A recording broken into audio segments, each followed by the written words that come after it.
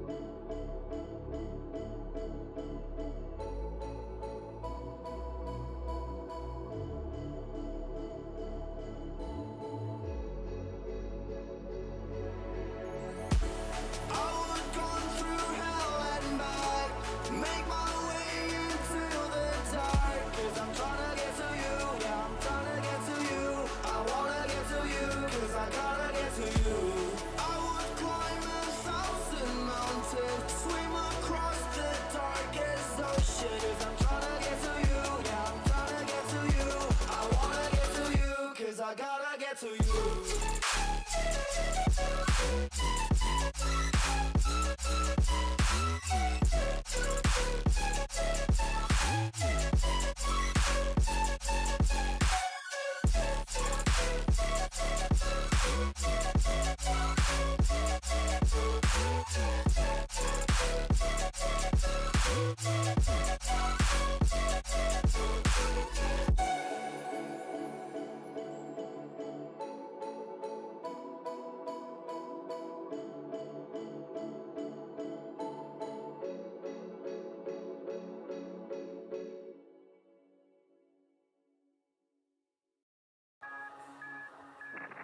You have habits just like me.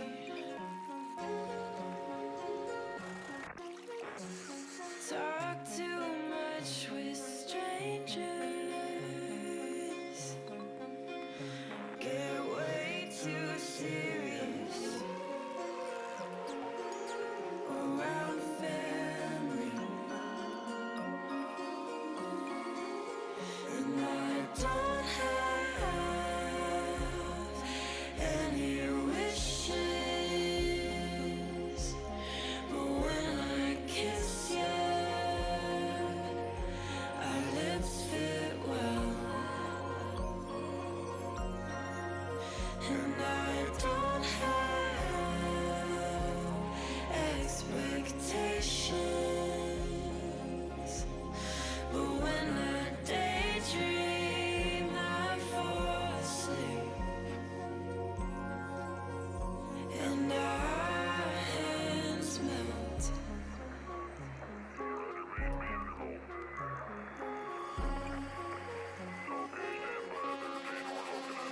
It started out as teasing, but I had deeper meaning when I touched your chest. Now I don't know how to lie, but if I did,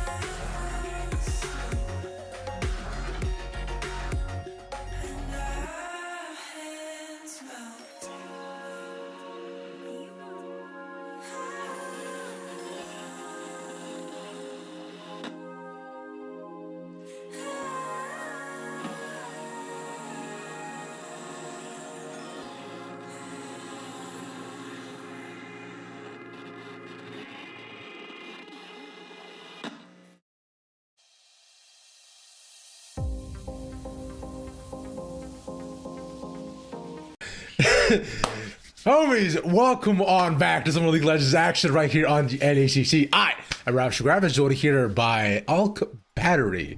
What's up, Dimitri? How you doing, man? It's been a while. I'm doing all right. You know, we're having fun. It's another NECC Thursday, and we got even more playoffs here tonight. Yes, sir, we do. Speaking of playoffs, though, you know, we have a fantastic matchup as we continue on through all these games, going towards Division 3 this time. Division 2 this time. A chance for teams to move up, going towards upper finals. Let's talk a bit about these two teams, shall we? Yeah. This is two of our, obviously this is our East Division playoffs, and for Waterloo, it is really important for them to kind of show up because all of the East A conference teams are still here. You still have BU Red, Warriors are obviously represented, University of Ottawa and Queens are all waiting throughout different levels of the bracket, while Temple Esports Cherry, they're one of the last two East B conference teams, and already having one of them lose to basically double FF in the series for Violet, UF Club having to face off against the very first seed of East B is kind of unfortunate, especially in the lower bracket. So I think it'd be really cool here in this upper bracket finals to see if whether or not we can have East B anyway, have some more competition anyway versus their sister conference. Yeah, it would be nice, especially considering both teams are pretty evenly matched. What we've seen for the game so far, you know, both seem to be at pretty probable level as well in terms of gameplay. And of course, you know, they're fighting to move up a division as well too, which could be massive as we go towards the finals over the next upcoming week as well.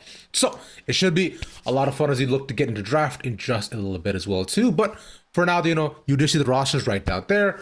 Right, and the teams we have in front of us. I'm excited, but because like we're saying, right, both of them currently pretty much like both 5-1, 6-1. Well, Temple Cherry should be around 6-1 due to the 0-0 game that did happen, due to an unfortunate FF, right? But nonetheless, though, as you look towards some of these teams in the previous games, you know, things seem to be quite one-sided for both of them, right? They seem to be taking 2-0s across the board. I'm excited. It's Philadelphia versus Waterloo, Canada versus the USA. You know, I'm naturally going to be a bit biased. But I can't be biased anymore. I'm trying to get residency over here. I love Canada. Go Canada. Yeah. Where is Waterloo? Which province is it in? Do you know? This is Ontario. That's true. That's correct. Yeah. Why are you asking me, man? I just came over here. I'm just testing you for your quiz, bro. When you do your citizenship, Dimitri, this is stuff you need to know, man. Exactly. Okay. I don't know if I have to take a test for this because all of the information I have gotten from the government here, this is definitely not at all related to what NECC is talking about here for sure. Okay. Oh, that is also a great note from our producer. But there's no indication that I'm taking like a test very much. There's like maybe I have to do like a certain meeting with government officials about stuff about my background, but I don't know if it sounds less intense than some of the stuff that I know you have to get for American citizenship. It is. It's a lot easier. I remember coming here when I was like, you know, 9 years old, and I had to take a test where I had to prove that, hey, you know, I have a clean background being a child. Yeah. And that I knew what Canada was. I could spell it. And I say all the provinces that were there at the time and a couple other questions about Canadian history and so on. So like, this is me at 8, bro. This was, so I don't know if it's gotten easier. If it has, shout out to you. I really hope it's gotten harder. I feel like having to know your country's history is nice, but I don't think it properly tests citizenship. This is my own thoughts on immigration. Immigration should probably be a lot easier. But moving on. You had so many thoughts on immigration. But I have many thoughts on many things. As a modern day thinker, so maybe some thoughts that I can't share on the NECC broadcast. We'll learn whether or not Adam and the rest of the crew decide to pull my mic somewhere throughout the show. You can say anything once, man. But let's talk about the draft that's coming up. Boom! Between both these teams. Let's do it. All right, I'm excited, man. Okay. Right. So already we have a small correction. Sides are swapped, so you're going to see that fixed on your screens now. Temple being on the blue side. I think it's really important to see whether or not this third seed from or second seed coming in from the B conference can actually prove. These are two of our second seeds coming on through, and we're also on the newest patch. We're going to be on 25-23 with some changes. Hopefully, we get to see some fizz. Zehen is going to be globally disabled at least for the rest of playoffs, so you won't have to worry about learning any new champions, at least for this season. Indeed, and we were talking a bit about Fizz before this too, just talking about how strong he's been the current meta, right? How you've been playing a bunch of tank Fizz, right? Who's just been nasty overall. I'm expecting to see just the classic tank top laner locked in, as well considering that we saw before in Worlds, just like in Mundo, Sion, so on and so forth. It was just so nasty. Yeah, so they fixed Mundo. Because Mundo had a bug where still good, man. one of his abilities was basically it's supposed to give you more stats if you are lower HP. It's supposed to max out around 30%, but for some reason it was reading wrong. So at 70% max HP, it gave you all of the stats as if you were low, which was great for Riot Games. We also had a lot of marksmen nerfed here in this game, so we'll kind of see whether or not that changed most of the bot lane meta, mostly looking at champions like Caitlyn, like Kai'Sa, kind of wondering what that impact is going to be. But it seems like a pretty large focus on the jungles from our two teams, with both the Kiana Lee Sin coming in from Temple University and Waterloo focusing on Ivern and Wukong. Yeah, interesting. Also with a couple of middle lane bans as well. So just taking away Silas and Hui as well, potential options as it Xin Zhao. You're locked in here first for Temple University, early priority. Make sure you get the fast clear and jungler, lots of gank assist and so on, right? So really cool and an early control. And on the other end, matched by the Jacks with Waterloo. Let's see if they decide to also pick up their ADC or support here early on. Like we're talking about a lot of bans already towards that end. So let's see if they put an early priority on any of the hyperscalers ADCs. I like Nico. Nico is good. I think it also disincentivizes a lot of things that Xin Zhao usually likes to go for. If they are going to have more enchanters, things like Karma really start to pop out, but can also help in the laning phase versus that champion. I think Jax is also cool because it is a flex in top jungle and very, very good into Xin Zhao. Temple, though, the Syndra is quite interesting. It's a way to hopefully get around the Nico and has a strong enough laning phase. I'm interested to see what some of the changes in mage itemizations over this year also do, because I generally just really like Syndra as a champion. Yeah, she's just standard, cool, easy, calm, collected, right? Now, there have been rumors and things of people saying that Syndra's become statue after no flash, but that just is what it is.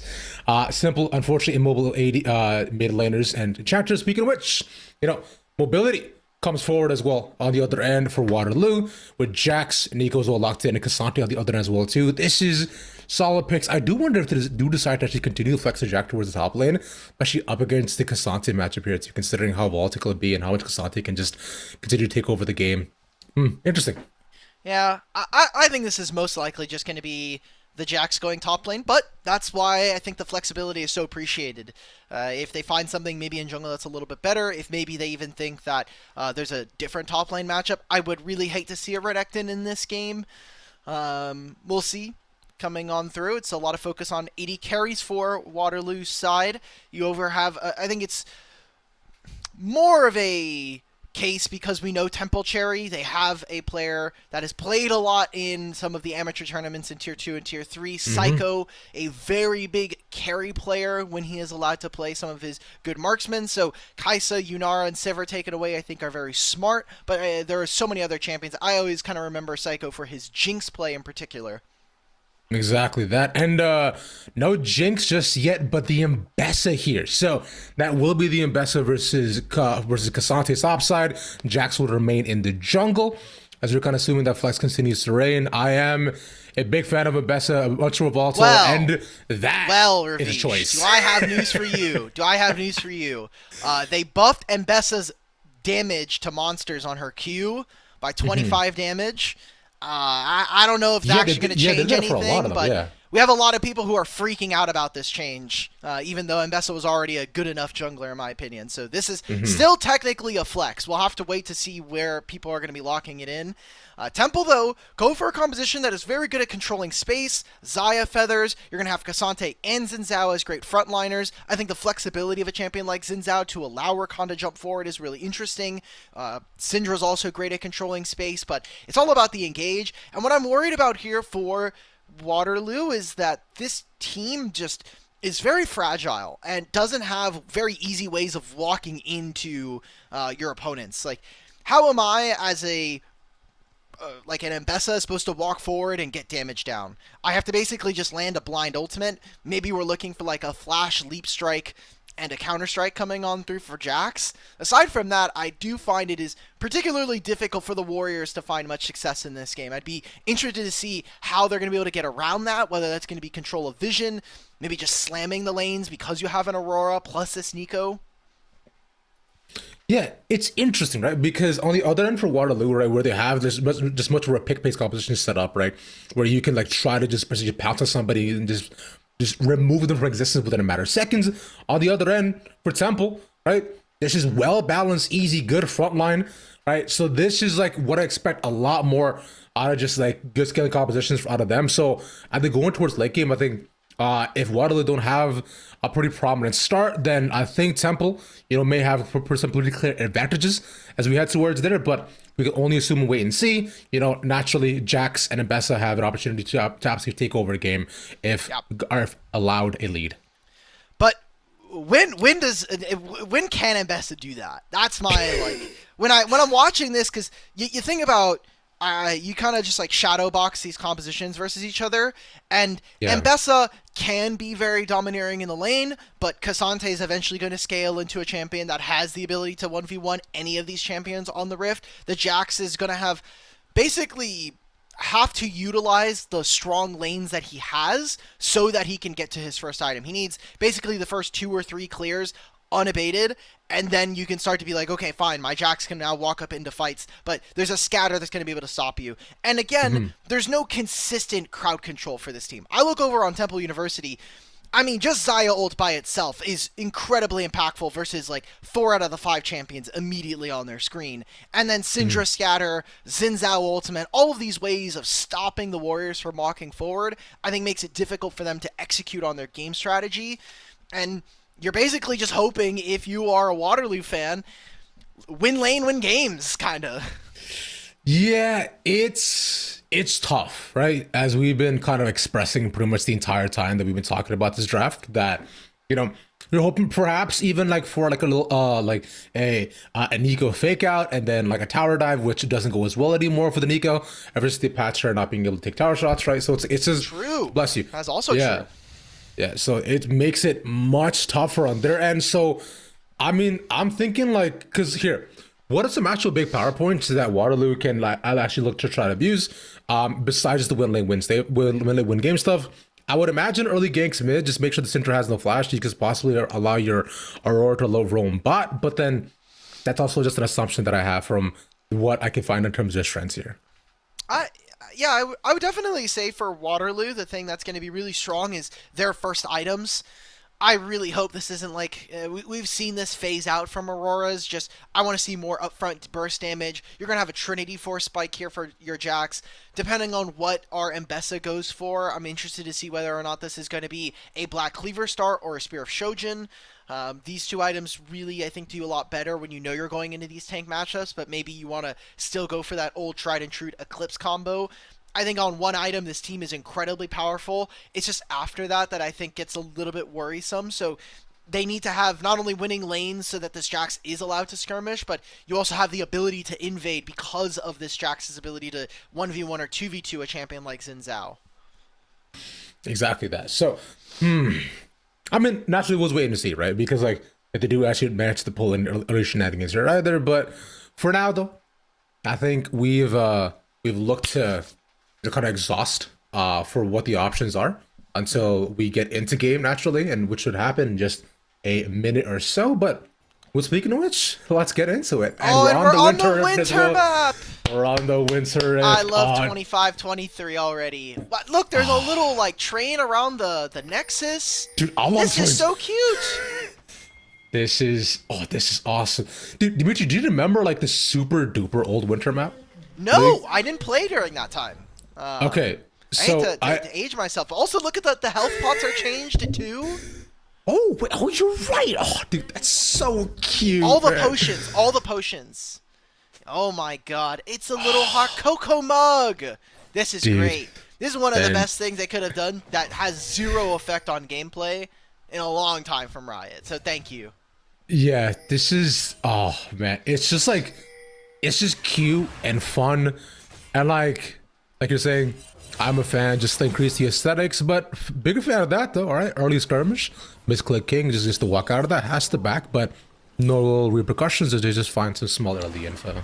Oh, and no recall. Okay, Ouch. that's a real punish now, because Yeah. unless Misclick King is going to opt for a teleport into mid, you're going to miss out on this entire first wave. It was fine until they canceled it. Are they actually going to go? No, they're going to try to utilize the home guards that you get early on, so going to miss out on the early level 1 wave. We get to see the background. Look at this. You get Kaisa. I just love seeing the Northern Aurora Lights. Oh, what the hell is that? Why is it flying in the air? Dude, that's floating Poro. Wait, so that means it's the Poro Santa. Oh my god! Wait. Thank you to our observer Chippy. Goat. Dude, shout out showing Chippy, off, bro. And that's really cool.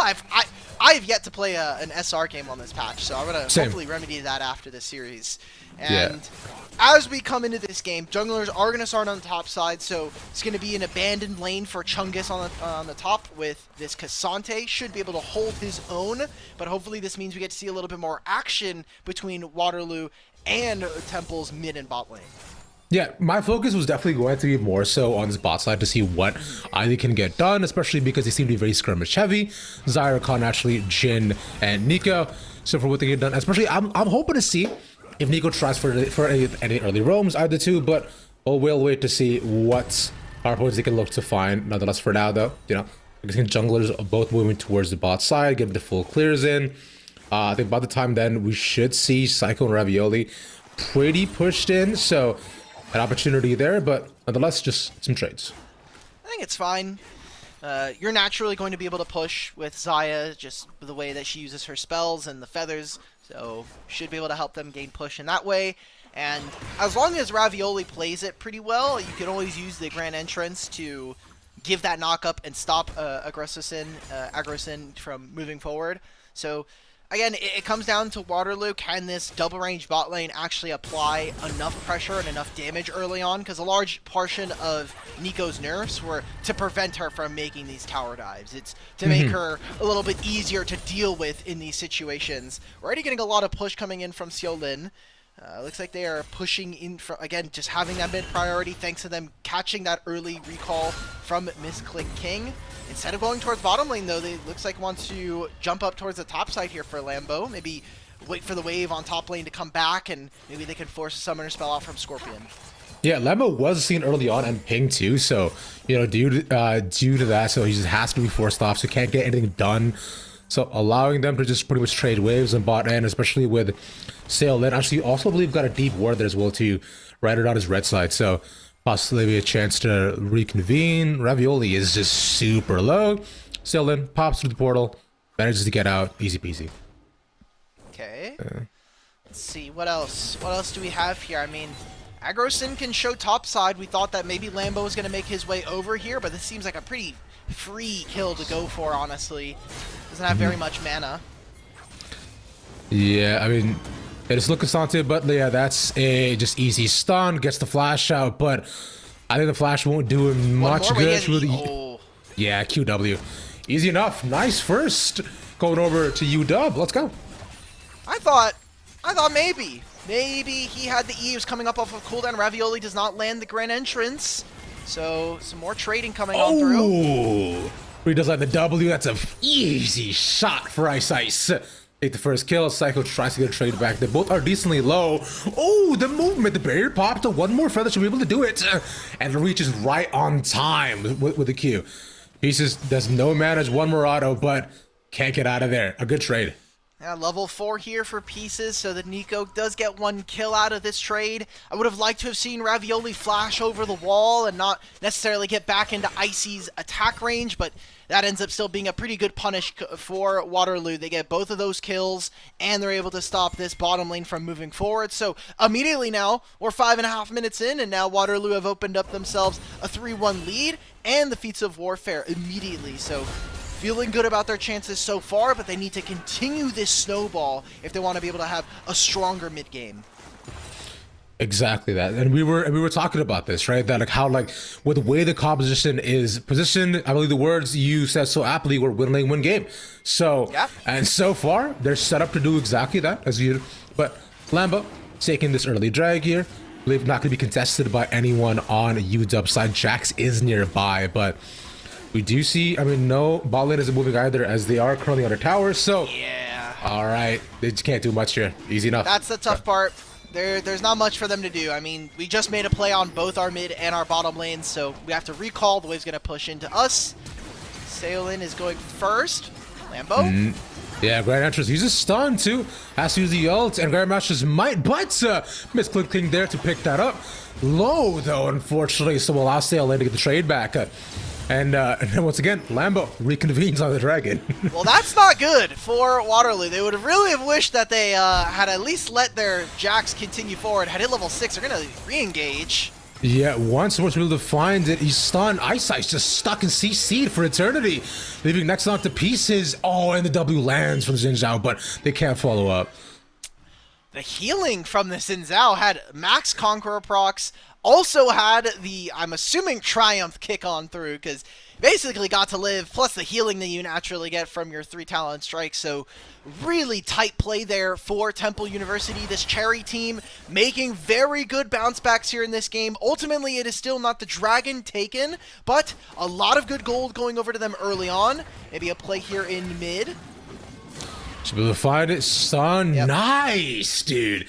Easy clear to allow Misclick King to get away from that scot-free, especially with the flash being down though. So, playing close to the tower, nothing more given over. UW has found other ways to continue to scale their advantages. I'm happy about that though. If you are Temple, mid stays safe. You're still collecting these waves. A pretty costly mistake there from Saolin, not really able to find too much purchase in that last fight. Seeing a lane swap come on through for the side of Temple. They were the ones that initiated by sending their bot lane top. Icy needs to be so careful. This is level 6. Oh, if he had landed the W through the wall, maybe a little bit more information gathered. You know that this Nico's somewhere around mid. I think that could have been a solo kill, if not something a little bit more. Another excellent scout of the week, but unfortunately wasn't able to get rid of all the targets this time. Saolin finally gets to the pre-back with the help of PCs. Pisces, and but instead, you know, it'll be a continuation of Temple of finding neutral objectives. Still never took that first dragon, so we're gonna hopefully see. Oh, you're right, yeah. University of Waterloo move over towards this. Feels good for Agrosin, who took most of his topside camps. He's gonna move into dragon. He knows that his Jin's also helping. They're moving around this Nico. Important to watch our supports here in this game. Nico not quite level 6. Ravioli does have access to that ability. And more importantly, where do you put Syndra in this game? Because you don't really want to put her into the Aurora as the game goes on. You don't really want to do it against Mbessa. I think we're going to be fighting over this objective though. Again, they find it. The Smite man is able to secure it. Agrosim goes in, gets a stun onto 2. There's a Blade Storm that you mentioned. They're able to dodge all the abilities. But here comes an Aurora towards side the portal. Lands the Q on a couple more. The lightning does strike, but unfortunately, there's not enough damage at all here just yet, as it is early on. No pop-outs can be spoken of on either side. Still level 5, and Pieces will die for it. An unfortunate piece missing causes them to lose, and there's the isolation that Chungus was hoping for. As a previous W did land, as we have a small... We got a legendary pause bug. I don't know. It's a spectator client thing. What I want to talk about here in this fight is I think Temple just pulled the trigger a little too early here. Yep. I don't know. Like, I'm watching them. There are a bunch of spam pings coming on through. They want to wait because they know that Lambo is walking in from their jungle. But I think the combo from Ravioli wasn't great. We started off with the quickness and then didn't land it onto the Jax until after he leap strikes. The counter strike still almost gets onto Psycho, but he ends up actually using his Feather Storm in the wrong direction, so it's hard for him to really use that Blade Caller afterwards. Just a lot of small mistakes there for Temple that just make the game unnecessarily difficult in my mind. Yeah, a very just disjointed fight that just seemed like it didn't need to happen, especially because a lot of the stuff wasn't early online as well for the side of UW either too. I imagine if we saw the NECC actually have Pop Blossom up, that could have been a very, very different fight, as we did see Zaya have to use Feather Storm very early on as well too, to actually dodge the Jack. So nonetheless, we'll see how the fight ended up playing out once we get back into the game in a couple of seconds. But for now though, it seemed cool. Right, close. Yeah, I mean, look, Waterloo are winning that fight just straight up. Their Jhin got a bunch of kills. We're gonna be hopping right back into game here.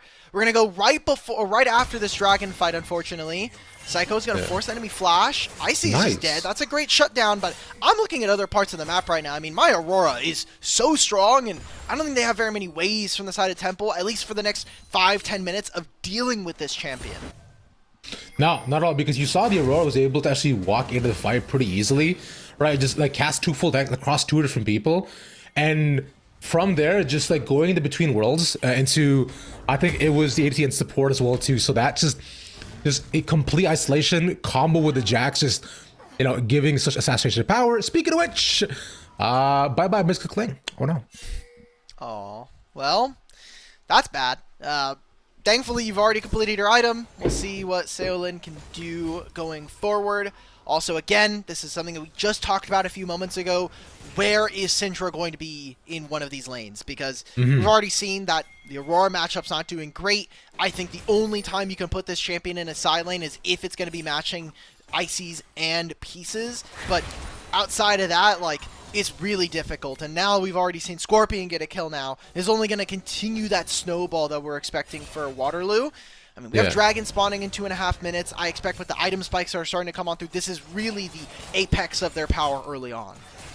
Yeah, unless MCK lands insane scatters every single time, he's going to die. It's on repeat, especially with the flash not being there. But because at least he's able to match Aurora 4 now and get these waves back in his favor. But I'm looking once again towards the bot side. There needs to be some action. Both junglers converging once again, and Seolin also not going towards the bot lane, right? So I mean, it would drag it up in 218. They're probably looking to find vision or maybe another pick if possible. As we see Psycho have to be a bit more careful to investigate who's around.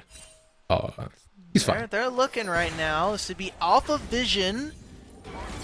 Here we go. Between worlds, Q doesn't land though, so. Stops the middle, also W, just barely missing by wayside. So, unlucky miss of abilities will mean that Mr. Kling lives for another day. I think we're fine with that. Syndra got the wave. That's the most important part to me. It does end up going down. Oh my god, but then we walked up again. Man, forcing the flash out of Lambo here too. Just the big power of UW is just so immediate. Everyone has to be careful, and that's half the sums down. Across the lane. There's only one flash on this side, which is Ravioli's. That's crazy. Damn, and that's really tough. I like this look from Waterloo. If you're going to get a free kill, you might as well take it. Seolin is already showing off on this Aurora. There's also a pretty big counter pick. This is why Syndra Blind is a little bit more contentious, even if I personally love the champion. Her laning phase can be a bit wishy-washy, especially with some of the other mages. Just Aurora's burst damage is really difficult to deal with. Her mobility as well, something that Syndra does not activate or deal well with. Seeing Lambo fight against Scorpion. This is a 2-level lead for Mbessa, and Public Execution's available. Yeah, I was gonna say, this is not a fight you want, big bro. I don't know what you're doing around here, but this is not your... But, yo, skedaddle from these parts. This isn't about you. Yeah, and Chungus has to go up and at least let him get out of there. Yeah, he just got under the turret. Yeah, So now, Ravish, here's what happens to Temple. They need to move their bottom lane into mid lane immediately. Great pick from Vision there from Psycho, catches out Pieces. But they need to get Syndra in this bottom lane matchup versus Jhin and Nico like yesterday. Because what's going to continue to happen is as long as Aurora is mid, she's going to always have kill pressure. She's going to have priority over the Syndra. And the lanes are going to suffer for it. The side lanes, Chungus is going to get taken down. Psycho and Ravioli can never really feel like they can get too much of an advantage because there's potentially a fed Aurora on her way. So we really need to swap up the lane matchups if you're a Temple University. And we were saying before too as well, right, Dimitri? You were saying how, like, you know, Sail Lane especially has the power to be able to, you know, completely isolate and dominate this game, especially when given lane priority. And we're seeing exactly that happen almost the entire time, right? Mystic Kling been unlucky at a couple of different instances, as we'll put that on hold. Scorpion is dead, so lane swap finally works in their favor with 3 being around, but almost not going in their favor. Oh man, yeah, brother, you need to leave. Mid is not for you. This is it's no longer your lane, buddy. This is Saolin's lane, and you're merely just renting the minions that are inside of it. Lambo gonna hopefully force on Icy, but the rest of his team is here. TP is coming in to try to help him, but we're 3v2 by the end of this, so this Cassante allowing him to live for a little bit longer, but this just feels like delaying the inevitable, and most definitely is. Lambo now dead, and Chungus is next. Like, I don't understand. Well, I think game 1's looking a little bit... We say all this, by the way. Like, it is 8 to 15. Waterloo have 2 dragons to their name. They didn't get any of the grubs, unfortunately. That goes over to Temple, who pick up the first tower of the game. But look at how close this gold is, all things considered. It's basically 1,500 gold right now, and I think a lot of that is having to do with the CS advantage that Psycho has. Aside from that, everybody else from Waterloo is looking really, really tight. I mean, even that play topside from Scorpion when he dies, that's a 1 versus 3 play that forces Chungus's flash out. And in that one right there, they got the teleport away from the Cassante anyway, so I really feel like Waterloo are getting all of the things that they want here in this game, and it feels like Temple are kind of getting pity prizes. Like, oh, someone's caught out on side lane, that's great, but I don't think it meaningfully contributes to their win condition. It's not really helping them in this game. Yeah, and 90% of those have been Psycho kind of picking those up, whether it be someone who's kind of low after a battle or just like, you know, like a blind feather in the dark, so which is nice for the ADC, but at the end of the day, you are a Xayah. So, you know, you can use Featherstorm and your Flash to try to possibly get out, but you can't solo carry this game. You can sure as hell try, as they're not being encroached upon. Those Psycho actually for strike. There's a Featherstorm that we were saying. But managing to get the CC down as well onto 2 more members, and Aggro Sim takes away all that damage. Pop loss in there onto 2 more. Have to follow up on this inside now, part of the fight. As Sailor taking 1 more here. 1 after the next as Cassante gets the ball, gets a shot down at the end, over towards the backside. Ambassador starts to pick out Psycho, the initial target, who was the entire time. And by the end of that, they make it 2-1, but Lambo wanted to get in, get involved in the action. Doesn't want things to end just yet. It'll make sure to get his claws as Scorpion also falls. Well, remember, we talked about from draft that for Waterloo and the Warriors, it does get harder as the game goes forward.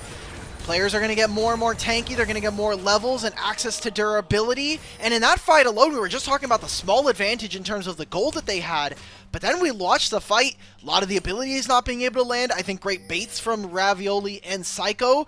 Mystic King even comes on through and is able to find a kill, so even with some of the worries in the early game, which we ascribed very early from draft, cool Lambo dies here, but remember, this is their team. The clock is going up against Waterloo. Yeah, exactly. And we mentioned this before, right? Where the just as win lane win game composition. Oh, he has a little reindeer here. That's so cute. It's just now kind of falling apart at the seams if UW doesn't continuously manage to get these advantages. He even has bows on his car. I can't believe that this Rift Herald has a red nose. It has little bells on it. That is truly adorable. This is a great winter map. I'm gonna be very sad when it is gone. Yeah, this makes me immensely any excuse happy. to look at Rift Herald in this game, I'll take.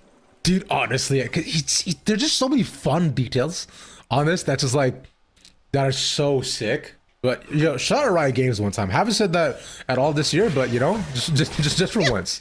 Oh yeah, you didn't shout them out when they let you in the press booth for Valorant? Ask you how it is, man. Yeah, they're gonna take you out real quick. Nice.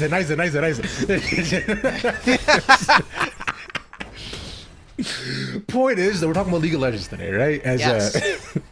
As we look to focus back on this game, right? I have to look towards now what the next one's gonna be for UW, as they know they have to find some advantages as turrets have been going their way, but Rift Herald also looks to be taken by Temple side. Interesting development here. I think for Temple, they are very happy that you are able to get 3 Grubs and Herald. This lets you now potentially move into the mid lane, look for that mid-tier 1. Pretty big focus coming on through from the Warriors, though. They want to grab this tier 1 turret. Beautiful Grand Entrance as well, taken by 1, but CLA managed to get them out and slow down Ravioli so he can't convert the rest of the members. That is a big cooldown as well, taken away for the potential Dragon fight, but they should be able to take mid off this. Yeah, I mean, this is good gold now. I mean, you're going to get this. Ravioli just got taken out by Seolin, so that's all of their engaged. They already were missing spells. I think now for Temple, what I want to see from them is keep going. Let's see how much more gold we can extract. Get Psycho in a good spot where we have 3 items on our Xayah. We're going to move away from this. I mean, he decides, he knows that their shooters are coming in as well, and it's Seolin. He'll take one more. Q, he manages to live for that long as pieces delays the inevitable, but it's Psycho stuck alone. Ooh. The damage was disgusting out of him. He'll take one. W doesn't land. Icy does want this. He needs just one Q, bro. Yeah, one more shot. There it is. A huge win there. Like Seolin with this Aurora is just warping the game around mid lane, finds that pick on a Psycho, gets both of the summoner spells. Eventually it turns into a full all-out brawl between Temple and Waterloo, but in the end, Waterloo I think just have more tools at that time. And the problem with this draft that we talked about is, yes, there is that like balance you have to strike between not enough engage and your ability to actually deal with threats like Syndra and Xayah, but now they put themselves on Soul Point, and that is one way I think you can kind of neutralize that. It is also a Chemtech Soul, so you will get some damage, some flat damage resistance, and even more damage when you are lower HP. So these are some of the few ways that they can do it, although I will note, we now walk into an Otacon fight. There is no flash for Psycho, but I'm looking at it from Waterloo. No flash for Agrosin or Seolin, and Ices still doesn't have that summoner spell available. So there's a lot of aggressive tools now out of the belt from the Warriors. Exactly that. But on another end that I want to look at, Chippy, can we take a look at Otacon? I believe he's dressed up like Santa. Yes, Otacon is dressed up. This wait, never mind.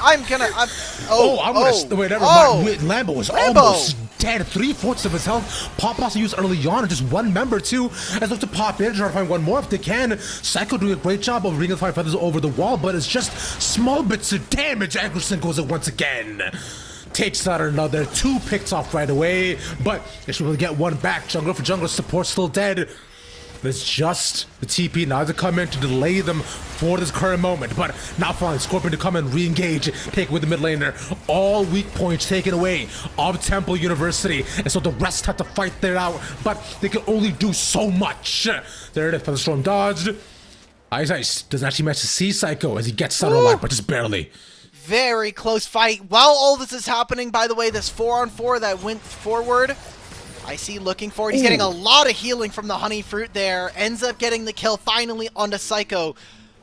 In the top lane, Scorpion used the public execution and actually forced the flash away from Misclick King. So then he had to recall. He teleported into this fight. Scorpion matches with him as well. And while we're looking at the Santa Otacon, these are just more good fights that I think Waterloo are finding. You're getting more of those summoner spells. Even when you are down some of these tools, now you're forcing your opponent to have to match you. Salen's going to TP back in, doesn't have the Between Worlds quite yet. And remember, this fight all started with Ravioli getting caught. The Otacon is going to be started by the Warriors, and I don't think Temple University are really set up in a position to fight quite yet. No, not at all, because the rest of the members are not all converging in one by one, but you see Seolin as well playing keep away. So can he look to pick out one? There's Between Worlds once again on to combine with the Pot Blossom. Same combo they had last time, and just the same sort of perfection as well. Once again, Seolin is actually like Bond, bro, and everyone on the reference O block. He comes in, pop, pop. That's it, you're gone. I don't even know if we're allowed to say that on NECC. I don't know if we're allowed to make King Von references. Yeah. Okay, all right. Our producer's saying that they don't get it, so it's fine. But we'll do some education during the break for the rest of the prod crew. But still, Otacon goes over, and we looked at that fight. We're kind of asking ourselves, Psycho is just now respawning, and Otacon's like at 50%. How and where are we really fighting? it feels like it's a bit of a forced issue here for Temple University. They do obviously know that they scale, but they kind of need to be able to contest at important breakpoints versus the enemy team. I wish it was maybe just a one-way trip for Lambo, because he went and flashed over the wall to try to steal the Otacon. That probably would have been less painful for the team. And now you're going to be walking into a situation where we have Dragon Soul in 30 seconds, and every 5 minutes after that, if Temple secure this one, and you're going to be down summoner spells. Like, at a certain point, you have to be able to give up something because you know you're going to have to fight a little bit later. Maybe this control through mid will give them what they are looking for, but it's really hard to control the top and bottom lane waves with how their solo lanes have been. Exactly, because we see right now Mbessa is consistently clearing out waves one by one, especially with wherever Sail is as well too. There's always an immediate threat of danger, and Sail has been, pretty comfortably kind of being able to move down bot lane to help out, any one of his laners there. But this may be where they can finally find the way back in. Doing? Ravioli just tried to get something done, but again, Between Worlds though pops in again. Managed to isolate 3 more. The Zonyas keeps him alive, and Ice Ice takes out 2 in such quick shots. 2 more pop, 2 dead. Temple again fighting with nothing. Lambo needs to live. Is going to be a back from Saolin? No, he's going to just try and find some kind of sneak play. I mean, he goes in to re-engage, but Scorpion's right up front. And then Mbessa is just tearing apart their health bars through with the twin Drake Hounds. Yeah. Ooh, and even gets the healing. Oh, this flank! Saolin! Oh my god, Sail once again pops out surprise easy. Assassination taken. And that's almost an ace, but essentially coming over for Waterloo and Soul. Wow, Chemtech Drake now going over. This kind of feels now where the Warriors are very firmly in control. You look at the gold graph for this game, and it's going to be very even between these two teams. Now finally jumping out to a 4,000 gold differential in favor of the Warriors. The Temple Owls just don't really have very many tools. And again, I think at that point, we need to just be walking out of the pit. We need to get into Fog of War, use maybe some of our different pieces to control vision, because Misclick King is going to be up in 15 seconds. Those were important timers for us to be able to stall out. Now Waterloo just found themselves a pretty big buff and a very big window to win this game. Yeah, this is massive here, because we're pretty much reaching around the final 2, final 1 fight territory, as well as long as they can unlock one more tower, likely mid, and get it towards the bases. That's been the kind of just faltering that we've seen from Waterloo's side. They just haven't taken enough across the map, whereas they've taken enough of the lives of Temple. It is a lot of these fights, but they are centering around Baron here.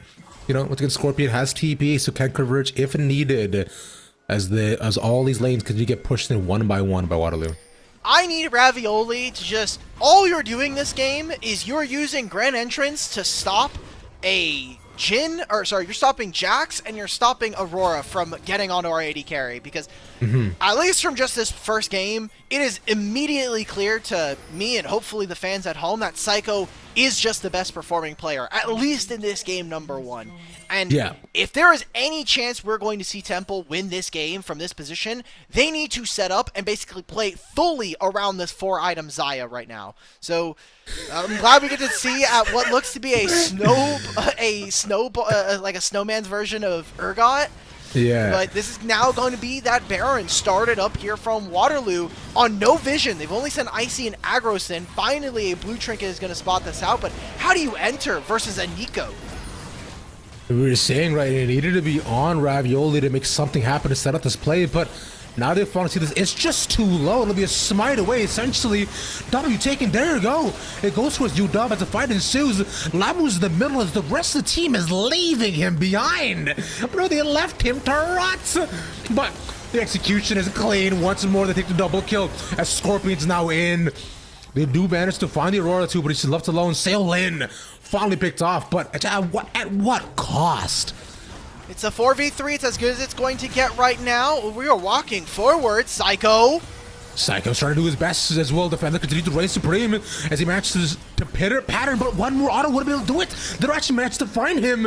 As Icy also barely lives. 3 together, not enough. There's just not enough damage, Dimitri. I mean, look at just how they set up that Baron just in general. They let the Zinzao walk in. It comes down to an 800 damage smite fight versus both of our 1200 smites on the junglers. So maybe some slow to react plays there. But then even we look from Waterloo's side, they're so happy. Like, my Rakan is in Narnia and Zaya's just now leaving the blue buff. Like, we need to get on the same flight plan. I feel like Temple, they're just 1 second off from each other that they can maybe make it click, but everything in this game has just completely slid in the favor of the Warriors, and I want to watch how Waterloo Warriors now continue to steamroll this game. I mean, Soul's already completed. You'll have Baron for the next 2 minutes. Once that falls off, guess what the timer in the top left of our screen is? Elder's going to spawn, and if that's kind of the last gasp measure here for Temple University. If they want any chance of getting back into this, of even finding this game 1 win, it has to be here. Oh, I mean, I don't know if it will be, though, unfortunately, as Sam has already taken away 2. And so Ice, with these nasty crits again, is going to remove the rest of them.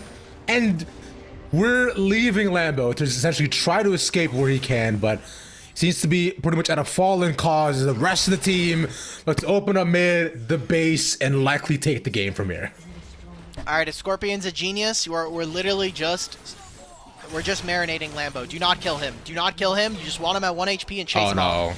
The idea there is that the timer would have been fine. I think it's going to be okay anyway. There are 4 members, and I mean, 5 seconds before Ravioli, 10 before Misclick King and Psycho. I mean, yeah, it's a couple of seconds, but it's not going to do much at all, as they're just all there. They're going to complete the game, a couple more autos, and UW take the first W in this BL3. Waterloo gold. I mean, the Warriors are doing fine here. That was a 41 kill game from their side. A very dominant affair, especially in the mid lane, Sarah Lynn doing a good job. On part of the narratives that we came in with today was, I mean, for the B side of the East Conference, Temple Cherry and Georgia Tech are the last 2 teams remaining. This is an upper bracket fight, so they will have another chance to face off against another East A team. That'll be BU Red. Actually, I say that Georgia Tech is gone. I misread the bracket. The only East Conference B team is Temple Cherry, so they are completely the hope of their conference now. Yeah, like, because if they fall down below, they'll be up against, they'll be up against the winner of what was between Queens U and U Ottawa, and then who wins against BU Red afterwards. So True. it's rough times across the board, but but what isn't rough though, and what we can always count on, my friends, is just absolutely fantastic, absolutely fantastic blue light, because gamers, your eyes are taking a beating out there. Because look, their premium blue light, but by that blue light has you covered. Their premium blue light glasses keep you sharp, focused, and ready for victory without the eye strain. Level up your game and protect your vision. Check out Buy Blue Light today. Official eye care partner of the NECC, BYEBluelight.com. Thank you. We'll see you back after the short break.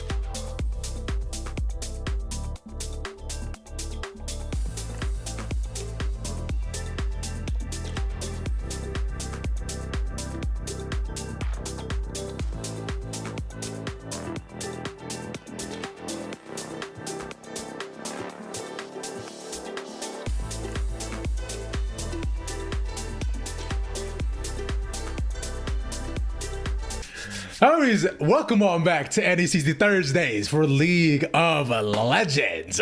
I'm Ravish. That's Dimitri.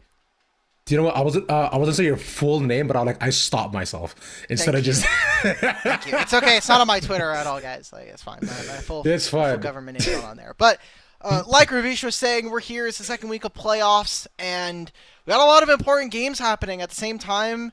There's obviously, we have two separate matches that are going to be happening. We have a lot of the lower brackets are going to be happening throughout the next week or so. We're also going to be having our grand finals soon, which I think is really, really fun.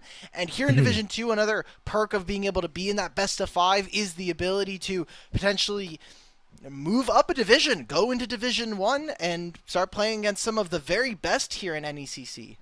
Exactly that. Like people who've been towards the finals of Steel, right? You know, teams like Maryville and so on, right? Who just absolutely seen the upper echelons of both LCS talents and on kind of move through now, and I'm so happy I can call it the LCS again.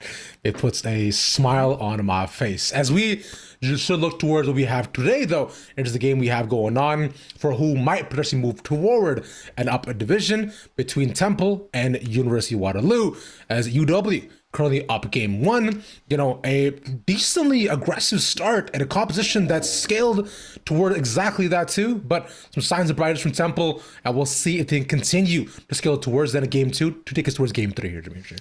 That's the important part because for both of these teams, there are some stakes. Obviously, when you're playing in a playoffs, there's just that elevation in terms of pressure, in terms of what the match kind of means. But this is the upper bracket. So even if they are here to fall, they'll go down into the lower finals. They'll be waiting for one of the other East A teams that are currently waiting on either Queens, U Ottawa, or BU Red. Aside from that, though, for both of these teams, I think it'd be really cool to see Temple be able to pull off some kind of wins, because as we talked about before, it has basically been an East A playoffs here in this bracket, and not too many great performances shown off by the B sister conference. Yeah, it's been tough for the Bees, who've kind of just fallen kind of game after game after game when just kind of progressive 2-0s as we look towards the bracket. And now, you know, Temple has to carry the hope for so many with such little chances, and this has to be the game to do it unless they want to fall towards the lower bracket and in a final chance scenario once again, which is why, you know, double A limb is so based. I enjoy it very much. That way there's at least always a chance to do more here. But nonetheless, for now though, we'll wait to see what the draft and game ends up being as we wait for draft in just 1 minute. Both these teams and what they end up bringing up. Right now, you missed if you missed the first game, then it was basically just watching Warriors Gold really take Temple to task, and Temple Cherry didn't really have too many avenues in this game, so hopefully what I want to see is more of that style. I think we got to see a big focus in draft, getting rid of the Sivir and the Yunara here from Warriors. They knew where Temple Cherry really find a lot of success is through Psycho. It's going to be Temple with side select. They're going to be back on blue side here. I am seeing that the patch says 25-22. I'm going to assume, yeah, we're going to fix that for everybody. And at the bottom of your screens, you also do see the Fearless draft bans. So what else and what is going to change here in this ban cycle for me? We saw the Kiana. Are we going to see double jungle bans again? Yeah, we saw early Kiana, Silas, and you know, a couple more as well, and the Ivern again on the other end for UW. I found that should stay pretty consistent. And you saw how Temple, you know, put a pretty early emphasis on getting the jungle, which it has Zin's out first pick last time. So I wonder if they do continue with that trend as well here. And Akali also taken away too. So just tons of mid lane executions, or exemptions, I should say. Okay.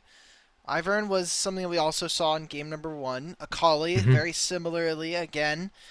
Kind of now for Temple, your focus, I think, does have to shift a little bit, because you got smacked in mid lane really hard. So I wonder if they themselves are either going to be prioritizing a strong blind in mid, or if they themselves are going to be looking for champions that maybe can either be flexed, or they even leave mid towards the end of the draft. They are on blue side, so it's hard for them to really get counter, and mid lane is such a flexible role that usually you do want to pick it up very early on. It's interesting, right? Exactly. And last time mid was, taken away right near the end of the first phase for UW, and they were able to dominate through that. And I wonder for, for Sail in this time, as they're just completely taking with the options. Yunara was an early ban last time the second phase for UW, but that is picked up early on to give over to Psycho here for Temple, and they were just taking away 3 more mid lane options. So I wanted to prioritize with a Jinx to continue forward. Yeah, this is good. Good punish.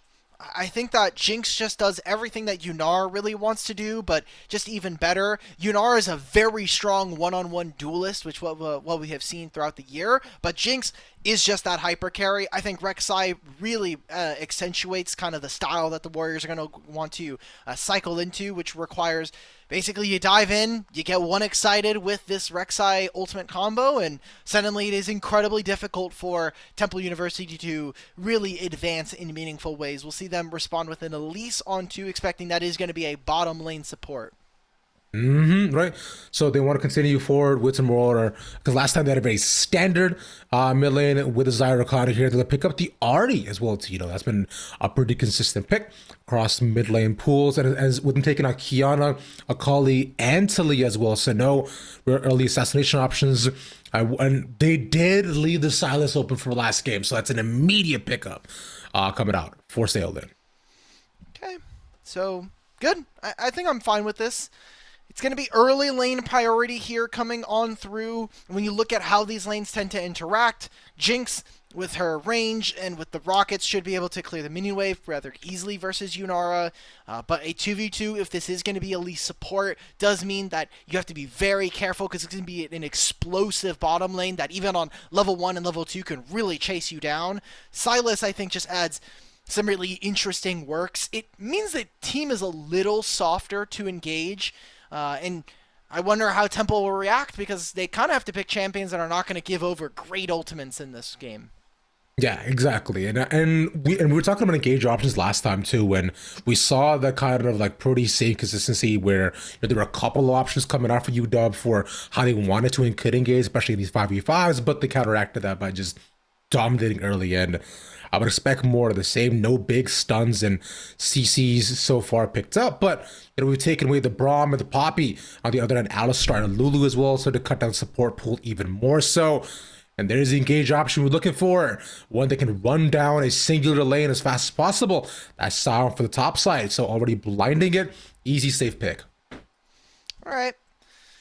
Interesting, because that says to me immediately, like, oh, this is actually going to be a Rek'Sai in jungle.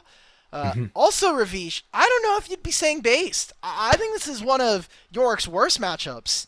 It's bad. Yeah, it's not good. Sion just walks up, he clears all the little ghost minions. His ghouls, he completely clears them right away with 1 Q.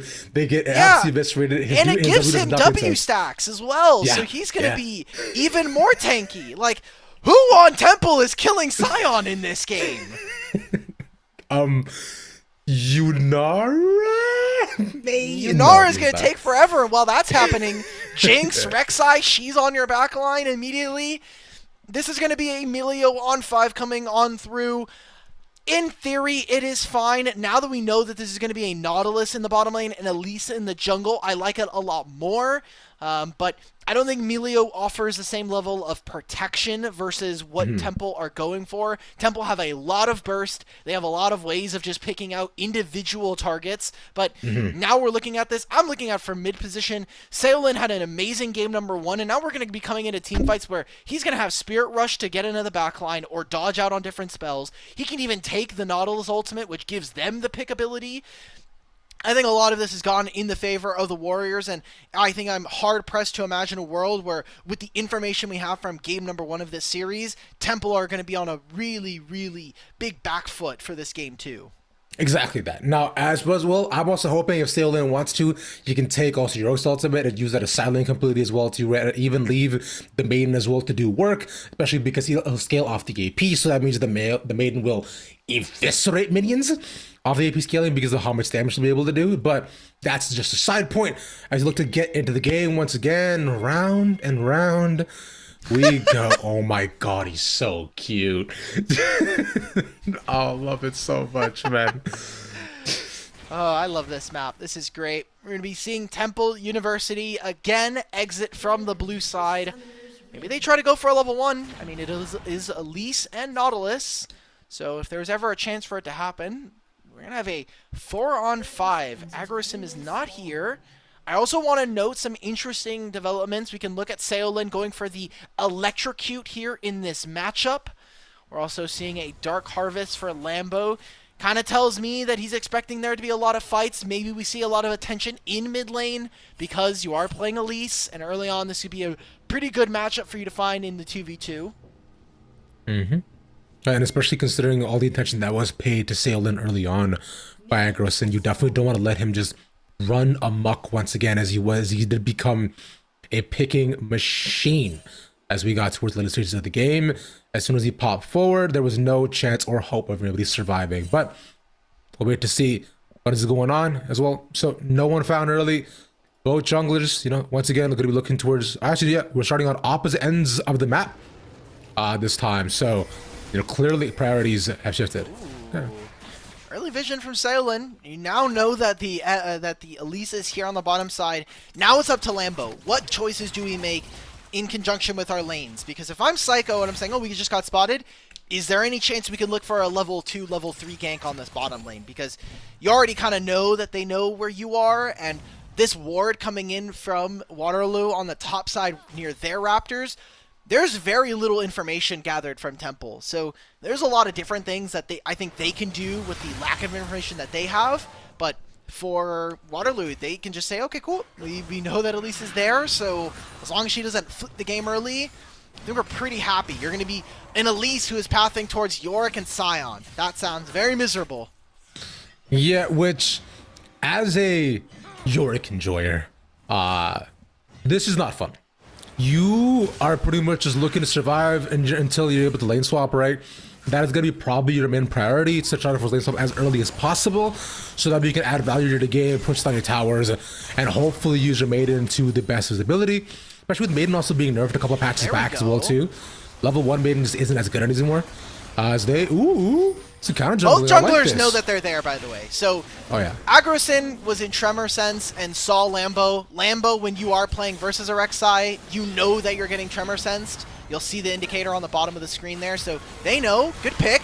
Yeah, and the CC layered as well beautifully. A first blood taken and overstep by Agroslim. Rek'Sai did have zero vision there. Lambo looking to squeeze a little bit more from this play. Yeah, gets the lightning proc as well, but has to they get the flash shot too with the charm. Well done. So no shots. Seolin gets double buffs like that. We're getting that for free and has all the pots ticking, so red buff plus that gives you all the sustain. It was a good start here from Temple. They found a pretty good advantage with Miss Click King flashing on the charm. But aside from that, still a good starter here for the Temple Owls. Yeah, and Agrosin as well. I was hoping to possibly catch another pick at the mid lane, but based from here, Seolin can just continue to stall this wave, especially with red buff getting all that healing here too. This is big for him, or else he would have been forced to back. But leaves the wave as a pretty neutral position. No way to catch him again, right? No, not on vision this time. I like this from Agrosin. Agrosin walks in just to basically provide and be a body, kind of tanking the attention of his opponents. Lambo's now searching. There is Cocoon. Does end up missing, but it's another wave that MCK can use to move forward. They are swapping the bottom lanes here. Icy up first, pieces in position. It's all about protecting the Krugs, and more importantly, just making sure that Icy gets into this top lane. Yeah, this is a great start coming out from Temple as well. A bit more even this time. So, but we did see the game kind of teetered away slowly but surely, as it was due to the efforts of the laners of UW. But nonetheless, though, goal as well, maintain pretty even. And for now, at least Temple seem to have, some small tempo advantages for their end, as Lambo ensuring that things don't, completely get away from them. As there's early lane swap as we're protecting as well. There you go. Yeah. I think this would have been fine. I don't really imagine a world where you want to continue to have the Yorick versus Scion, but No. it's, I think, also just a bit difficult because you probably also don't want to put Yorick into the Jinx. I would imagine that there's a lot more interactivity, though, with that matchup. Yorick just having the Dark Procession makes it a lot easier. They're permanently swapping away from this matchup. They do not want to play in this 2v2. They just want to have Scion off by himself, and if he's the one that's collecting all this CS and minions, and really the pressure that Psycho and Ravioli are able to put down, then I think it's a big win for them. You want to have your Jinx on 2 items, and that's really where I think Waterloo kind of have a big portion of their power budget spent on. Exactly that. And I think this is what we were hoping would happen for the Yorick anyways, right? So this is kind of like a win, at least for the top laner of Temple, at least, to ensure that he manages to stay in that. But instead, we're trade back once again as, Sail Lin barely gets away with the Kingslayer. Just a bit of health to ensure that he survives. That's crazy he lives with a sliver. I mean, I respect the play. He doesn't know that Nautilus is about to join his lane, but he also doesn't know that the Elise is in that area, so a very close trade.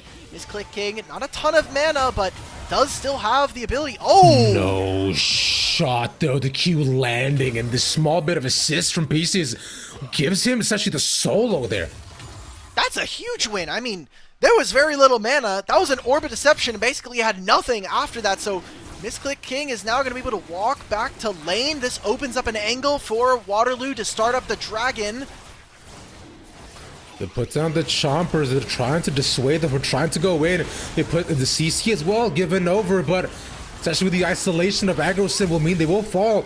It picks up one by one. Flash and YC, but Cycle's chasing them down. The barriers will just slow them, and W's will one more, but not going to be able to land. ADC on ADC violence, and 2 gone for UW. That's just a good punish there from Temple. There's no reason for really this Rek'Sai to be walking forward in that manner. Great stun coming in from Ravioli and Lambo. It's Saolin, 1v3. Yeah, and he managed to take out the ADC so quickly with Lambo as well being quite low. He has to find a way to, he's just continuing to delay this once more. Doesn't have the ultimate here, though, unfortunately, but at least the pick off. As They get pushed off of this. Agrosin died, respawned back in, and was able to tunnel all the way through here. So even with some of those kills going over to Psycho, it's going to end up still being a Dragon given over to Waterloo. On one hand, you're probably happy, but look at the advantage now that Waterloo have. Maybe even a 4th kill here for Saolin.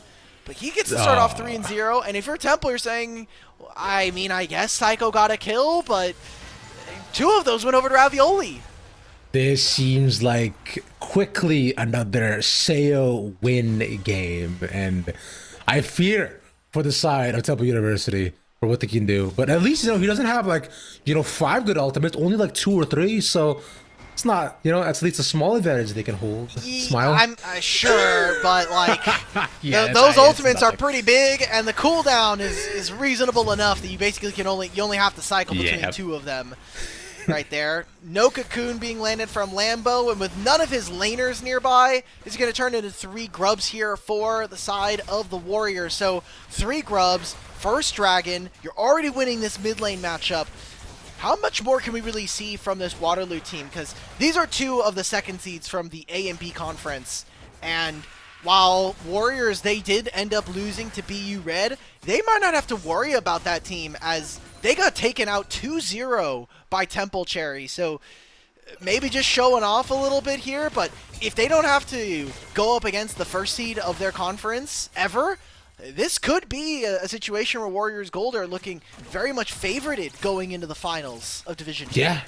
Yeah, this is big from them. So, and especially with Temple Cherry, right, the Dumas loses and then drops out again. It's, I don't know, their chances look pretty good in the lower bracket, so this could be the exact matchup we end up seeing with the finals once again if they manage to pop back up. But for now, though, we'll wait on assumptions as, I don't know, man. It just seems tougher and tougher as the game goes on for Temple, but I'm sure they'll make it back up. Hopefully learn for the game, and then we'll see what goes on. For now, though, we have, just some time in between the 2 of them just taking towers and getting gold.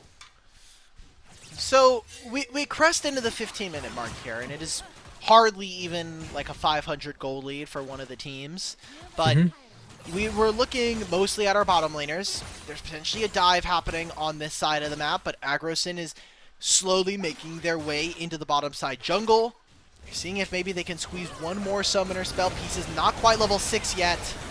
This dude managed to lock down Emilio pretty substantially as well alongside Jinx, so just leaving Jinx to fall. Unfortunately, not enough CC to stop them, and there's Sailin coming in for the trade as well. Having Dallas ultimate, but the charm as well lands alongside the cocoon, forcing him to fall. One Marauder should be able to do it. Oh, the Aegis managed to land, so he can't get the follow-up. A double kill for Misclick King as the final charm also takes away, and Lambo collects that.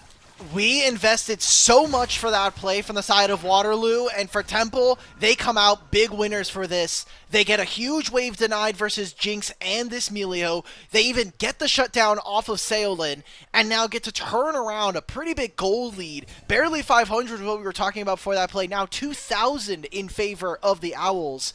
And all of it going, I think, into the right pieces there. Psycho getting a kill, Misclick King even getting some gold for themselves as well, so finishing that first item. This feels like a really important break there for Temple.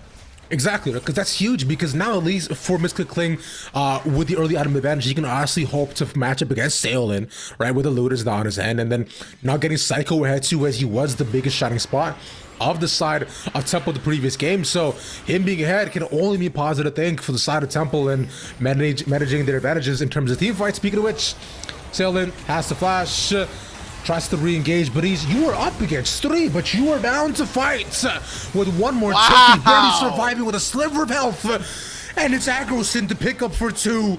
He will fall by the end, but that is crazy that they managed to take that. Saolin surviving is basically kind of a pretty big flip in my mind, because if that doesn't go their way, suddenly they just lost 2 of their members, Dragon spawns in 40, and then you're in a pretty tough spot here. For Waterloo, they need to get their resets in. We have Dragon spawning in 30, and 3 minutes time we'll have the Herald come up at 15.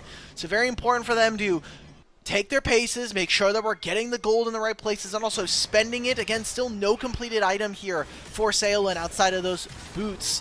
Really wants to have access to that rocket belt. Also, look at the difference in our 80 carries already. A Blade of the Rune King finished for Psycho, whereas Icy's still waiting for that Kraken Slayer. Yeah, Saolin just got Rocket Belt just now as well too, as we see MCK already moving towards the second item with a small lead, but nonetheless, for now, I'm in for UW. Other ways I'm seeing them possibly catch up and get it back in the game of Temple was what they lagged behind last time, which is structures.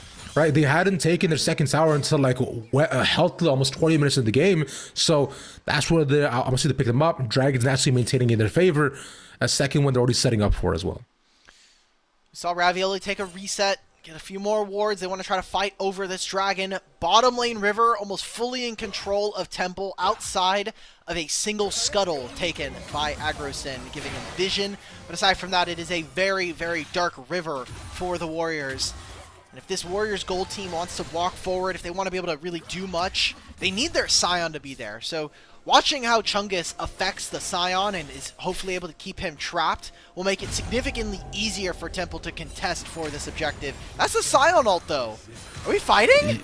I mean, using that at least, I believe he got a tower shot there as well too, but the issue is that Maiden is still alive, so he can continue to just scale down damage and also heal back up with his continuous Qs here too, so Chungus should be able to walk out of this pretty easily.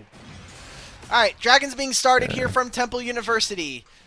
I think Ravioli has probably the most important job as your front line, as your main point of engage. Just point and click ultimate helps set up for the rest of the team. It seems like Waterloo are not going to really be able to contest. They are sending the Silas up there. Little bit late on the call to try to steal the dragon and ends up giving his life for it. An unfortunate play by AgroSyn, who's gotten caught out a couple of times, but Scorpion here though low enough to continue to fight with Gifts over Saolin the kill. I like this. Misclick King uses the Spirit Rush, means that now turret number 1 is going to fall in favor of Temple. They'll have 2 players. Fortunately, it is 3 grubs. Does Saolin get this in time?